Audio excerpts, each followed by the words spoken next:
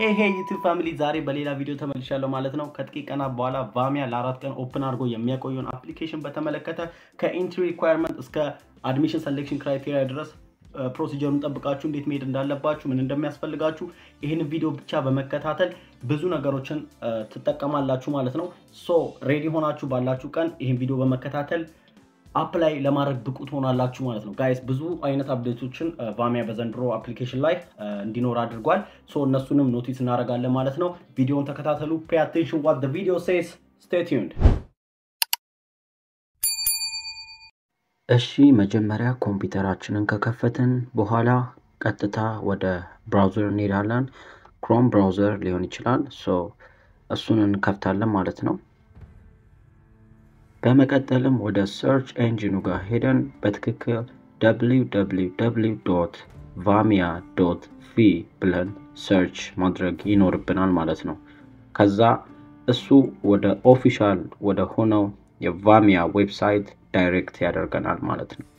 ሶ በቅድሚያ ማስተካከል የሚኖርብን ነገር መጀመሪያ ቋንቋውን እንቀይራለን ወደ እንግሊዘኛ ማለት ነው በስዊድን ወይም በፊኒሽ ነው የሚሆነው ሶ ወደ እንግሊዘኛ መሆኑን ማረጋገጥ ይኖርብናል ማለት ነው አሁን እዚህ ጋር የምናየው በቀይ ቦክስ ውስጥ የተቀመጠው for international applicants የሚለው ጋር ክሊክ እናደርጋለን because more information እዛ ውስጥ ነው ስለ application procedure የምናገኘው ከዛ በኋላ education and applying የሚለው ቦታ ጋር ክሊክ እናደርጋለን ሶ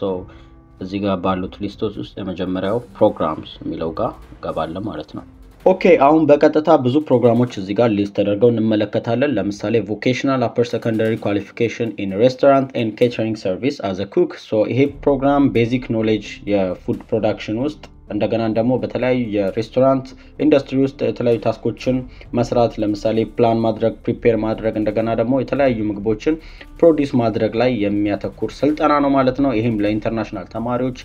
የተዘጋጀ ነው ማለት ነው በእንግሊዘኛ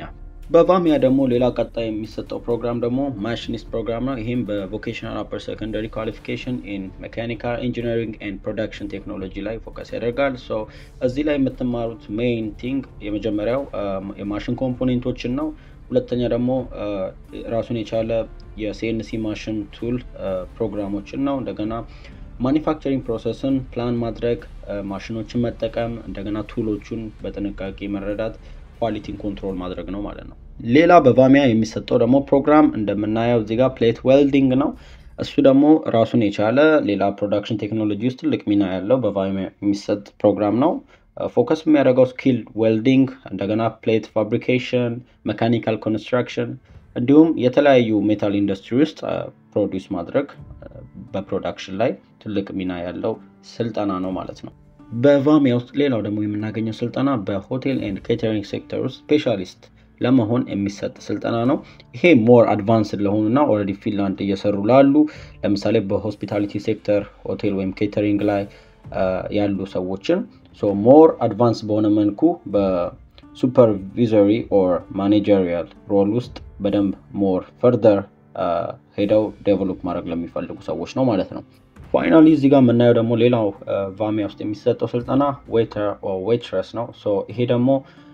ቤዚክ የሆነ ኖሌጅ የሚሰጥ ነው ካስተመር ሰርቪስ ላይ እንደገና የተለያዩ የሬስቶራንት ሰርቪስ ለሚገኙ ታስኮችን ቤቨሬጅ ሰርቪስ እንዲሁም ደግሞ የተለያዩ ሆስፒታሊቲ ኦፕሬሽኖችን ማሰልጠን ነው ማለት ነው ዋናው ደግሞ በእንግሊዘኛ መሰጠቱ ነው ሶ ይሄም ስኮላርሺፕ እንድትሞክሩ የሚያደርጋችሁ ሌላው ፕሮግራም ነው ማለት ነው አሁን እኛ ቀጥታ አፕላይ ለማድረግ የምንሄድበት ቦታ እዚህ ጋር ቀደም የገባንበት ኤዱኬሽን ኤንድ አፕላይንግ የሚለው ቦታ ጋር እንሄድና ሶ ከአፕሊኬሽን ጋር የተገናኙ ብዙ ነገሮችን የምናየው how to apply ወደሚለው ስንገባ ነው ማለት ነው እሱን እንጫናለን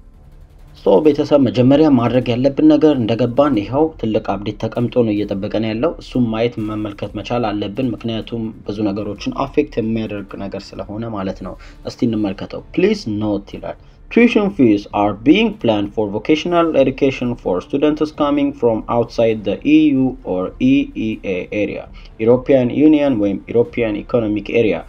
ከዛ የሚመጡ ሰዎች ካልሆኑ በስተቀር ጋይስ አሁን ላይ ቫሚያ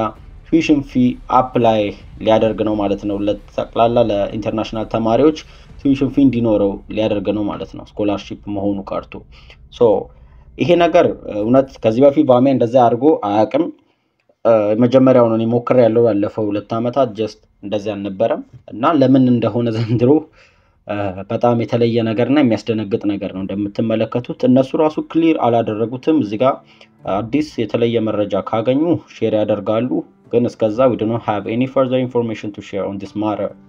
ምንም አሁን ላይ ምን ሰጠው መረጃ ተጨማሪ የለም ይያሉ ላይ ያሉት እናንተ ቀጥታ ያው ይሄንን ነገር አስባችሁ ነው አፕላይ ማድረግ ያለባችሁ ማለት ነው ቱዊሽን ፊ በፊት ምንድነው ቱዊሽን ፊ ፍሪ ያደርጉና ያው ሊቪንግ ኮስት ፕሩፍ ኦፍ ፈንድ በኤምባሲ በኩል እንድታሳዩና ሱይዛችሁ እንድትመጡ ነበር የሚደረገው እዚህ ጋር ራሱ እንደ ኦክቶበር 23 የወጣው ዜና 2025 ላይ ምንድነው የሚለው we are planning to open the application according to our current schedule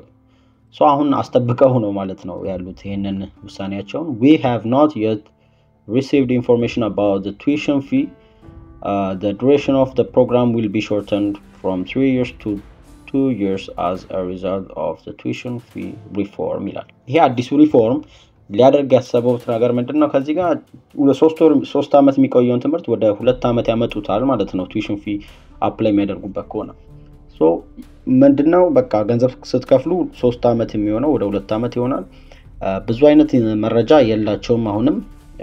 ሶ ይሄንን ነገር ማሰብ ያስፈልጋል ማለት ነው ሶ የ2 አመት tuition fee ተጠብቃሉ ማለት ነው ሌላው ነገር ደግሞ ቫሚያ በእንግሊዘኛ ትምህርት ፕሮግራሞች ላይ አፕላይ የሚያደርጉ ኢንተርናሽናል ተማሪዎች ኢንስትራክሽን ኦፈር ያደርጋል ሶ እዚህ ጋር እንደምታዩት የዘንድሮ ኢንተርናሽናል ተማሪዎች ላይ የሚሰጠው ትምህርት ኩክ እና ዌይተር ነው ሶ እነኚህ ስልጠናዎች ለኦገስት 2026 ኢንቴክ ናቸው ሶ ይሄ ደግሞ ፕሮግራም አፕሊኬሽን ኦፕን የሚሆነው እንደምታዩት ኖቬምበር 2025 ወይም አሁን ከ5 ቀን በኋላ ምናምን አካባቢ ነው ማለት ነው ሶ አሁን ከ17 እስከ 21 አፕሊኬሽን ለ3 ቀን ብቻ ኦፕን ይሆናል ሶ ያንን ፔሪድ በደንብ ተዘጋጅታችሁበት አፕላይ አድርጉ ፕሊዝ የመጀመሪያዎቹ ለመሆን ሞክሩ ማለት ነው በመጀመሪያው ቀን ውስጥ ዲሲዥን አይታወቅም 3 ቀን ሙሉ ሳይቆዩ ሊዘጉቱ ይችላሉ ማለት ነው ፖርታሉ እንደገና ያው ለምን ቢባል አንዳንድ ጊዜ መፍጠን ጥሩ ነው ቶሎ የሚፈልጉትን ሰው በጣም ሊሚትድ ሰው ስለሆነ የሚመርጡት ያንን የሚያሟላ ሰው ካገኙ በመጀመሪያው ቀን ሞሉ ማለት ነው ጨረሱ ማለት ነው ሶ ያንን ነገር ማሰብ አለባችሁ እና ደግሞ ቀጥሎ እዚህ ጋር እንደምትመለከቱት አፕዴት አለ እንደገና there are so many new updates this year ለምን እንደሆነ አደረቅም በጣም ብዙ አፕዴቶች ናቸው ያደረጉ ያሉት ይሄ በዚህ በፊትም የሚደረግ ነገር ነበር ቀድም ያሳዩዋችሁ የማሽኒስት እና ፕሌት ዌልደር ፕሮግራም ለኢንተርናሽናል ተማሪዎች አቬሌብል አይሆንም ነው ያሉ ያሉት በዚህ በኖቬምበር አፕሊኬሽን ላይ ማለት ነው so እዛ ጋር እንደሚለው the program's application will open for local applicants in spring 2026 so በስፕሪንግ ኢንቴክ እዚሁ ሎካል ላሉ ሰዎች ነው ማለት ነው አፕሊኬሽኑ ኦፕን የሚሆነው ኢንተርናሽናል ተማሪዎች unfortunately አሁንም እዚህ ጋር በጣም አንደርላይን አድርጋችሁ ማየት አለባችሁ ማለት ነው ሶ አፕላይ ማድረግ የምትችሉት በኩክ እና በዌተር ፊልድ ላይ ነው ማለት ነው ሶ ኔክስት አፕሊኬሽን ለምትሞሉ ለእያንዳንዳችሁ የተቀመጡ ኢንስትራክሽኖች አሉ ይሄንን መመልከት በጣም አስፈላጊ ነው ፕሊዝ ኖት ይላል ሶ ምንድነው የመጀመሪያው we do not disclose specific scoring models ይሄ ምንድነው ኤግዛክትሊ እነሱ ሼር አያደርጉትም ለእናንተ ማለት ነው ምን ያህል አፕሊኬሽናችሁ ፖይንት እንዳስገኘ ካልኩሌት የሚያደርጉትን ለእናንተ አያሳውቋችሁ ማለት ነው በእያንዳንዱ በኢንተርቪዋችሁ በላንጉዌጅ ቴስታችሁ በሞቲቬሽናችሁ በመታደርጉት የአፕሊኬሽን ሰብሚሽን ላይ ምንም አይነት ውጤት ብታገኙ እነሱ ያንን ካልኩሌት አድርገው ያመጣችሁትን አይነግሯችሁ ማለት ነው ሁለተኛው ነገር ደግሞ we do not have the capacity to assist or guide in completing applications ይሄም ደግሞ ቀጣይ አፕሊኬሽን ስትሞሉ ከነሱ ምንም አይነት አሲስታንስ አታገኙም በራሳችሁ አፕሊኬሽኑን ሞልታችሁ ብቁ መሆን አለባችሁ በራሳችሁ ሰብሚት ማድረግ አለባችሁ ማለት ነው ይሄ ነው ሌላው ደግሞ applications can only be submitted during the specified application period በዛች በ3 ቀን ውስጥ ካየናት በኖቬምበር 17 እስከ 20 ድረስ የሚቆየው ብቻ አፕሊኬሽን በዛች ታይም ውስጥ ብቻ መግባት አለበት ነው ያሉት ግዴታ ከዛ ውጪ መሆን የለበትም ሶ ከዛ ደግሞ ሌላ the form will be accessible at the designated time a direct link to the application form will be found at the end of this page when the application starts application ሲጀመር መጨረሻ ላይ የሆነች ሊንክ ታገኛላችሁ ዳይሬክት ሊንክ ነች እሷ ወደ ሌላኛው studyinfo.fi ወደሚለው ትክክለኛው የፊንላንድ አፕሊኬሽን ፖርታል ዳይሬክት የምታረጋችሁ እዛ ውስጥ ትገቡና አፕሊኬሽናችሁ ሞልታችሁ ነው እዛ ላይ ሰብሚት የምትሉት ማለት ነው። ሊንኩን ግን የምታገኙት እዚሁ ቫሚያ መጨረሻ ቦታ ላይ ነው። እሱን አሳያችኋለሁ ማለት ነው። እዚህ ጋር ደግሞ ሌላ መጨረሻ ላይ applications cannot be completed once the application period has ended አፕሊኬሽን ካለቀ መሙላት አትችሉም ማለት ነው። አሁን በቀጥታ ኢንትሪ ሪኳየርመንቶቹ ጋር ደርሰናል። ጀነራል ወይም ጠቅላላ የምንላቸው ቫሚያ የሚጠይቃቸው ሪኳየርመንቶች አሉ። ወደ መጀመሪያው need you have the necessary qualifications for studying in the field and completing the degree ይሄ ማለት በቀጥታ እናንተ ያው ቤዚክ ባክግራውንድ እንዲኖራችሁ ወይም ደግሞ በጠቅላላው ዝግጁ ሆናችሁ ትምህርቱን ለመማር ሃንድል ለማድረግ በቂ መሆን አለባችሁ ኳሊፋይ ማድረግ አለባችሁ የሚል ነው ሪኳየርመንታችሁ የመጀመሪያው። ሁለተኛው ደግሞ you have an educational need በቃ ትምህርት ለመማር የሚፈልግ አንድ ሰው መሆን መቻል አለባችሁ። ሶስተኛው ደግሞ you are motivated to study motivated ደግሞ መነሳሳት አለባችሁ። ተነሳሽነታችሁ በጣም ሚና ስላለው ማለት ነው። ምክንያቱም እናንተ ኢንጂነሪንግ እየተማራችሁ ከነበረ እሱን ትታችሁ ወደ ኩክ ስትመጡ ወደ ዌይትረስ ወይ ወደ ዌይተር ስትመጡ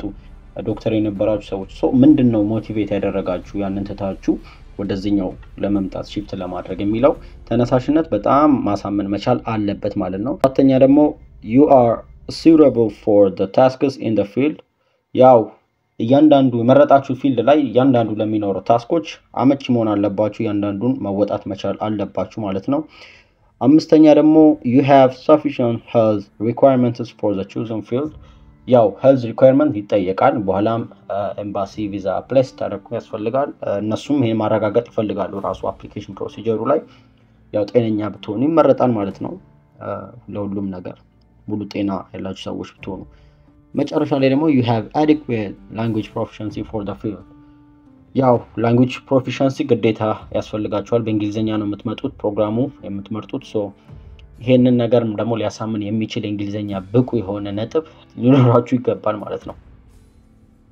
አሁን ደግሞ more specified ወደ ሆነው requirement መተናል ለእንግሊዘኛ language vocational qualification program ማለት ነው። ቀደም ያየነው ጀነራል ነበር ማንኛውም ሰው ሊኖረው የሚችለው ማለት ነው። ይሄ ደግሞ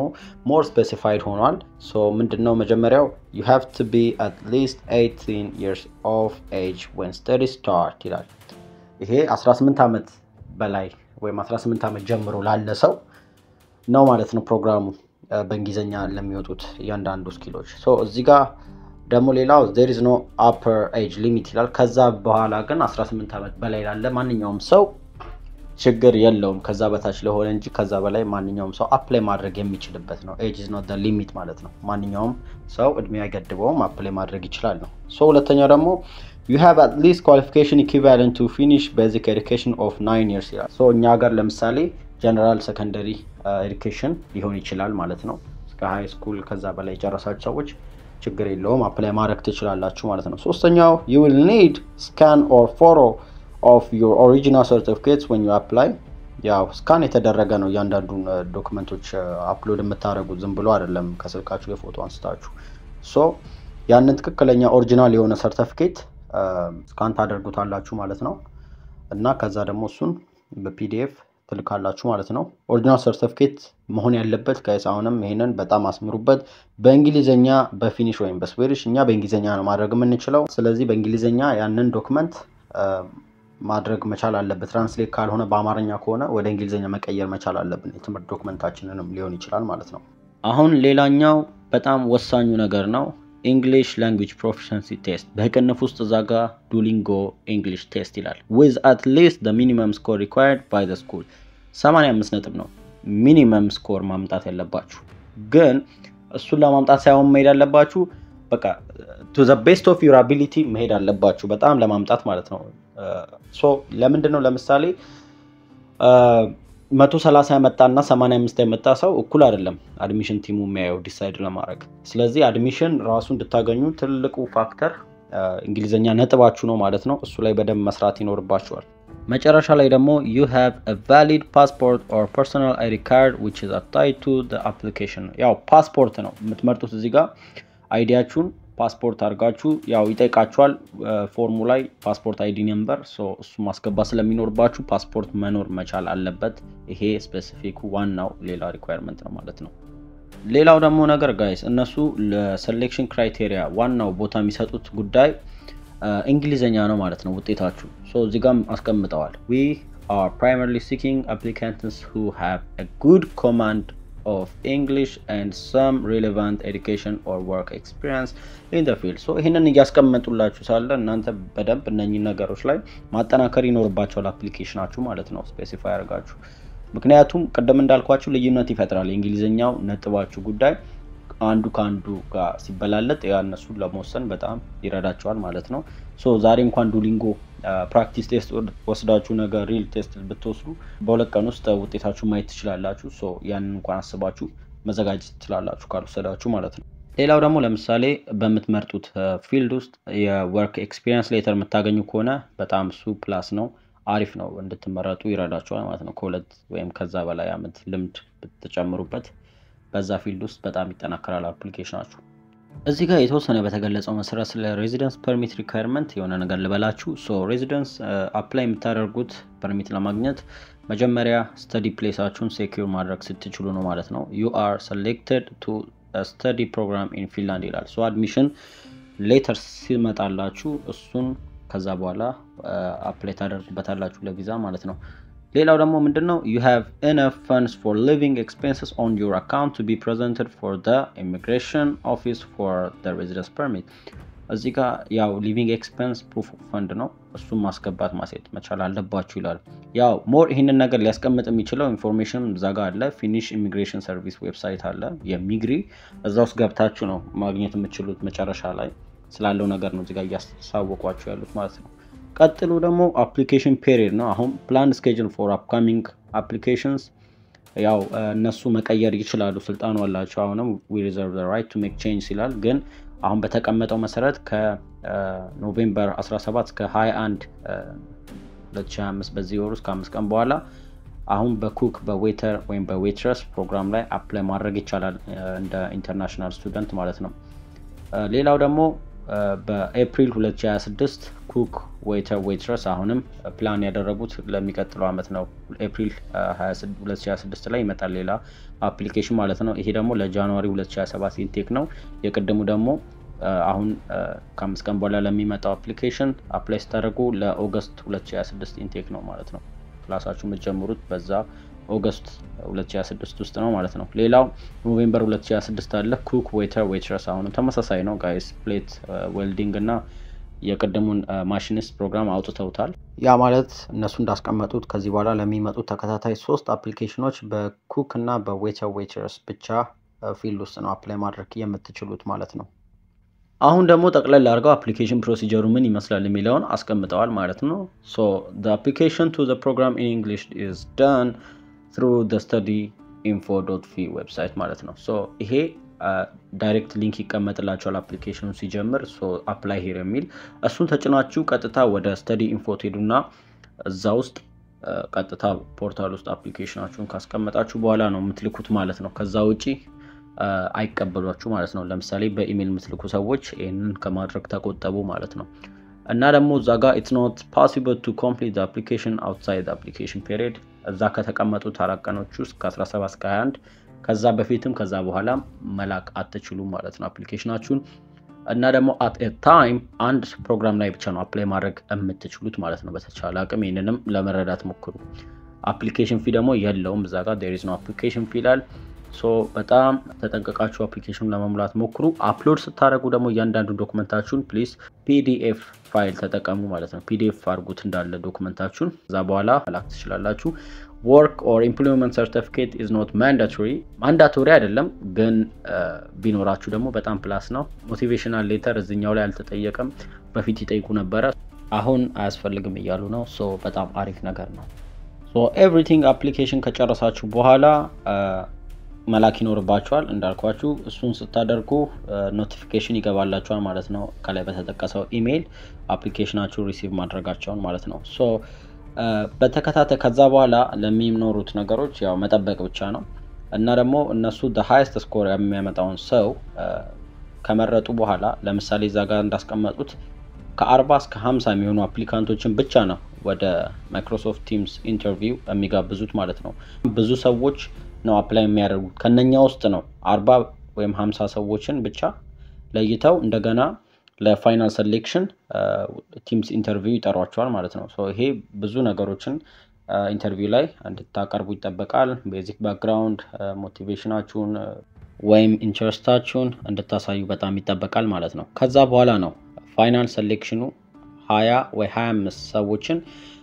per each vocational program ለኩክ 20 ወይም 25 ሰዎችን፣ ለዌተር ዌትረስ 20 ወይ 25 ሰዎችን ለይተው ይመርጣሉ ማለት ነው። ከዛ በኋላ አድሚሽን ሪዛልቱን በ2 ወይም በ3 ወር ውስጥ ያሳውቋቸዋል ማለት ነው። ይሄ ማንኛውም አፕላይ ያደረገ ሰው ውጤቱን በዚህ ጊዜ ውስጥ ይሰማል ማለት ነው። whether accepted or not የሚለውን ያውቃል፣ መመረጥ አለመመረጡን። ሶ አድሚሽን ሌተሩ ከዛ በኋላ ለተመረጠው ተማሪ በኢሜል በኩል ይላክለታል። ይሄም ሄልዝ ዶክመንት እና how to apply የሚለውን ለሬዚደንስ ፐርሚት የሚያዘጋጃቸው መረጃ ጠቅለል አድርገው ይልካሉ ማለት ነው። በስተመጨረሻም የምትመለከቱት እዛ ጋር ቢጊኒንግ ኦፍ ስተዲ የሚለው ኢንስትራክሽን ነው። ሶ አንድ ሰው ከተመረጠ በኋላ ያው ትምህርቱ እንዴት እንደሚጀምር ማወቅ ስላለበት ያንን መመሪያ መከተል ይኖርበታል። እሱን እናንተ ፋይናሊ እዛ ስቴጅ ላይ ስትደርሱ በደንብ መከታተል ትችላላችሁ። the link to the application form ይላል እዛ ጋር በተቀመጠው መሰረት ቀኑ the application link will be available ብሎ ያስቀምጣል። ከ17 እስከ 21 ኖቬምበር 2025 ከዛን ጊዜ ጀምሮ እዛ ጋር የሆነ ዳይሬክት ሊንክ ታገኛላችሁ ማለት ነው፣ አፕላይ ሂር የሚል። እሱ ደግሞ ቀጥታ ወደ ስተዲ ኢንፎ ይመራችኋል ማለት ነው። ይሄንን ይመስላል ማለት ነው የአፕሊኬሽኑ ፕሮሲጀር እና ስለ ቫሚያ ጠቅላላ። ኦኬ ቤተሰብ፣ ታዲያ እዚህ ቪዲዮ ውስጥ እንድትረዱ በጣም ብዙ ነገሮችን ለማስቀመጥ ሞክሬያለሁ። ይሄንን ቪዲዮ እስከ መጨረሻው ድረስ ለተመለከታችሁ ከልብ በጣም ምስጋና አደርጋለሁ ማለት ነው። እና ደግሞ እያንዳንዱ ነገር እናንተም ተረድታችሁ እንዴት ነው ኳሊፋይ ማድረግ የምችለው የሚለውን መልስ የምታገኙበት ነው እያንዳንዱ የቪዲዮ ፓርት ብዬ አስባለሁ። ሶ ቀጣይ ደግሞ እያንዳንዱ ነገር አፕላይ ስታደርጉ ጥያቄ ካላችሁ ምንም ችግር የለውም፣ ኮሜንት ላይ ብቻ ዱብ አድርጉት። በዛ በተረፈ ይቅናችሁ። ሌላ ቀጣይ ደግሞ ቪዲዮ እንዲሰራላችሁ የምትፈልጉት ነገር ካለ ጀስት እሱንም አሳውቁኝ። አመሰግናለሁ። ክብር ይስጥልኝ።